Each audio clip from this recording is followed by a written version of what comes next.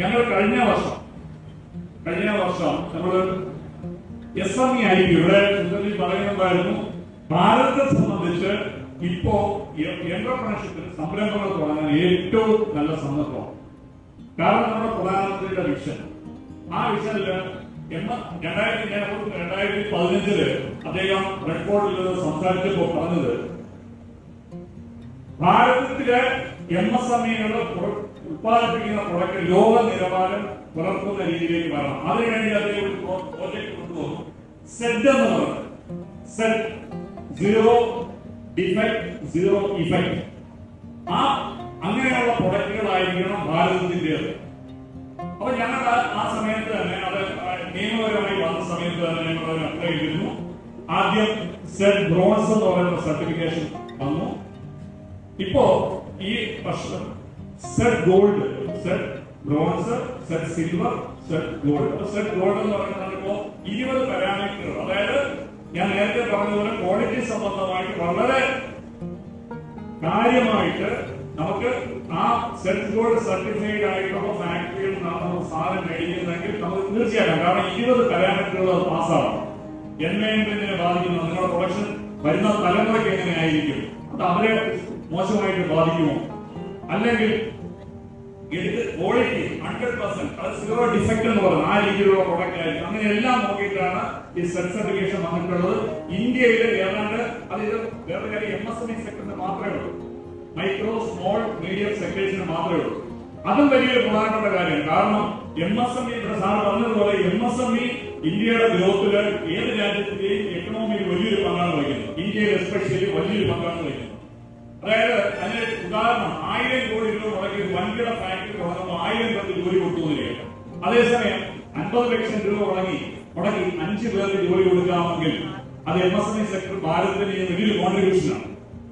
അപ്പൊ ആ രീതിയിൽ MSME പ്രൊമോട്ട് ചെയ്യുന്നതിന് വേണ്ടി MSME എക്സ്ക്ലൂസീവ് ആയിട്ടാണ് ഈ സെഡ് സർട്ടിഫിക്കേഷൻ ഉള്ളത്. അപ്പൊ അത് ഇന്ത്യയിലാകെ 6 കമ്പനികൾക്ക് gold certification PVC pipe electrical contribution കിട്ടിയിട്ടുള്ളൂ. തെക്കേ ഇന്ത്യയിൽ കേരളത്തിൽ ആദ്യത്തേതാണ് നമ്മുടെ കമ്പനി ഈ സർട്ടിഫിക്കേഷൻ കിട്ടിയത്, ആദ്യത്തെ കമ്പനി. അതോടൊപ്പം തന്നെ പ്രധാനപ്പെട്ട ഒരു കാര്യം, ഫണ്ട് റേസ് ചെയ്യാനായിട്ട് കമ്പനികൾ ശരിക്കും പറഞ്ഞാല് ഇപ്പോ ഗവൺമെന്റ് ഒരുപാട്, ഞാൻ അതുകൊണ്ടാണ് പറഞ്ഞത്, ധാരാളം ഓപ്പർച്യൂണിറ്റീസ് ആണ് പബ്ലിക്കിലാണ്. നേരത്തെ പോലെ ഞങ്ങൾ 91 തുടങ്ങുന്ന സമയത്ത് വളരെ വ്യത്യാസമായി കഴിഞ്ഞു. കാരണം ഒരുപാട് സ്കീമുകൾ ഗവൺമെന്റ് കൊണ്ടുവന്നു. ഞാൻ നേരത്തെ സെഡിന്റെ കാര്യം പറഞ്ഞു. സെഡ് സർട്ടിഫിക്കേഷൻ കിട്ടിക്കഴിഞ്ഞാൽ ബാങ്കിന്റെ ഇൻട്രസ്റ്റ് കുറവാണ്. സാധനങ്ങൾ ട്രാൻസ്പോർട്ട് ചെയ്യുന്നതിന് റെയിൽവേ ഉപയോഗിക്കുന്നത് 45% ഫ്രൈറ്റ് ഡിസ്കൗണ്ട് ഉണ്ട്. ഇങ്ങനെ ധാരാളം, അതുപോലെ എക്സിബിഷൻ, വിദേശത്തെ എക്സിബിഷന് പങ്കെടുക്കുകയാണെങ്കിൽ അതിന് കംപ്ലീറ്റ് ആയിട്ടുള്ള യാത്രാ ചെലവ് ഫ്രീ ആണ്. ഇങ്ങനെയുള്ള ധാരാളം സ്കീമുകൾ ഗവൺമെന്റ് കൊണ്ടുവന്നു. അത് കൂടാതെ തന്നെ ഫണ്ടിന്റെ കാര്യം, ഇപ്പൊ നിങ്ങൾക്കറിയാം, ഗ്യാരണ്ടി ഇല്ലാതെ, കൊളാറ്ററൽ സെക്യൂരിറ്റി ഇല്ലാതെ ഇപ്പം പുതിയ ബഡ്ജറ്റില് 10 കോടി വരെ ആക്കി, സ്റ്റാർട്ടപ്പിൽ 20 കോടി വരെ, 20 കോടി വരെ കൊളാറ്ററൽ സെക്യൂരിറ്റി ഇല്ലാതെ. അത് കൂടാതെ വളർന്നു വലുതാകാൻ ആഗ്രഹമുള്ള MSME സെക്ടറിന് 100 കോടി പർച്ചേസോ മെഷീനറി പർച്ചേസ് ചെയ്ത് 100 കോടി വരെ കൊളാറ്ററൽ സെക്യൂരിറ്റി സ്കീം ഈ ബഡ്ജറ്റിന് തൊട്ടു മുന്നത്തെ ആഴ്ച ലോഞ്ച് ചെയ്തു. അങ്ങനെ ധാരാളം സ്കീമുകൾ ഗവൺമെന്റ് കൊണ്ടുവന്നിട്ടുണ്ട്. ശരിക്കും പറഞ്ഞാൽ നമ്മുടെ നാട്ടിന്, കേരളത്തെ സംബന്ധിച്ച് വൻകിട സ്ഥാപനങ്ങൾ, വൻകിട ഫാക്ടറികൾ തുടങ്ങാൻ സൗകര്യമില്ല. അതിന് കുറച്ച് സ്ഥലത്തിന്റെയൊക്കെ ഇഷ്യൂസ് ഉണ്ട്. അപ്പോ കേരളത്തില് ഇത്രയും വിദ്യാഭ്യാസമുള്ള നമ്മുടെ ആൾക്കാർ ഭാരതത്തിന്റെ വലിയ തീർച്ചയായിട്ടും ഏതാണ്ട് $30 ബില്യൺ 2047 നമ്മുടെ സ്വാതന്ത്ര്യത്തിന് 100ാം വാർഷികം ആഘോഷിക്കുന്ന സമയത്ത് $30 ബില്യൺ ആകുമെന്നുള്ള ഗവൺമെന്റിന്റെ അതിൽ നമുക്ക് ഓരോരുത്തർക്കും കോൺട്രിബ്യൂട്ട് ചെയ്യാൻ സാധിക്കുന്ന രീതിയിലേക്കുള്ള വളർച്ചയിൽ പങ്കാളിയാകാനുള്ള വലിയൊരു അവസരമാണ് നമുക്ക് ലഭിച്ചിരിക്കുന്നത്. അപ്പോൾ ഈ ഫണ്ട് റൈസിംഗിന്റെ കാര്യം പറഞ്ഞപ്പോൾ കഴിഞ്ഞ വർഷം ഞങ്ങൾ SME IPO, സാധാരണ IPO public offer, initial public offer എന്ന് പറയുന്നതൊക്കെ വൻകിട സ്ഥാപനങ്ങളെയാണ് നമ്മൾ കണ്ടിട്ടുള്ളത്. പക്ഷേ ഈ ഗവൺമെന്റ് 2013 കമ്പനി നിയമങ്ങൾ കൊണ്ടുവന്നെങ്കിലും 2014 കഴിഞ്ഞപ്പോഴാണ് ഇത് ആക്റ്റീവായത്. നമ്മൾ ചെറുകിട സംരംഭങ്ങൾക്ക് 10 കോടി താഴെ സബ്സ്ക്രൈബ് ക്യാപിറ്റൽ ഉള്ള കമ്പനികൾക്കും പബ്ലിക് ഫണ്ട് റേസ് ചെയ്യാനായിട്ട് സാധിക്കും.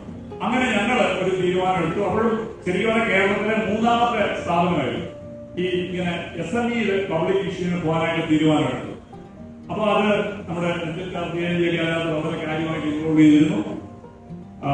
നമ്മൾ പബ്ലിക് ഇഷ്യൂവിന് പോയി. അത് വളരെ വിജയമായിട്ട് 43 ടൈംസ് സബ്സ്ക്രൈബ് ചെയ്തു. ഇപ്പൊ കേരളത്തില് ഈ സംസ്ഥാനങ്ങൾ തമ്മിലുള്ള മത്സരം വന്നപ്പോഴത്തേക്ക് ചെറിയ കേരളത്തിലെ സ്ഥിതി ഓരോ പഞ്ചായത്തിലും ഓരോ ഉദ്യോഗസ്ഥരടക്കത്ത് സംരംഭകരെ തേടി നടന്നു. ആർക്കെങ്കിലും താല്പര്യമുണ്ടെങ്കിൽ സംരംഭം തുടങ്ങണം, ഞങ്ങൾ അതിന്റെ എല്ലാ കാര്യങ്ങളും ചെയ്തു തരാം, ഉദ്യോഗസ്ഥർ പ്രോജക്ട് റിപ്പോർട്ട് തയ്യാറാക്കി തരും. അങ്ങനെ ഒരു രീതിയിലേക്ക് മാറി. ഇതിനെല്ലാം ഒരു സ്റ്റേറ്റുകൾ തമ്മിലുള്ള വളരെ ഹെൽത്തി കോമ്പറ്റീഷൻ ആയി കഴിഞ്ഞപ്പോ വേറെ മാർഗമില്ലാത്തൊരവസ്ഥയിലേക്ക് വന്നു. അപ്പൊ ഇത്രയും സാഹചര്യങ്ങൾ നമ്മുടെ മുന്നിലുണ്ട്. ഗ്രീൻ കാറ്റഗറിയിലെ സംരംഭങ്ങൾ തുടങ്ങാനായിട്ട് നമ്മുടെ വീടുകളിൽ തന്നെ തുടങ്ങാം. ലോക്കൽ ബോഡിയുടെ പെർമിഷൻ പോലും വേണ്ട, ജസ്റ്റ് അറിയിപ്പിച്ചാൽ മതിയാവും. ആ രീതിയിലേക്ക് ഒരുപാട് മാറ്റങ്ങൾ വന്നിട്ടുണ്ട്.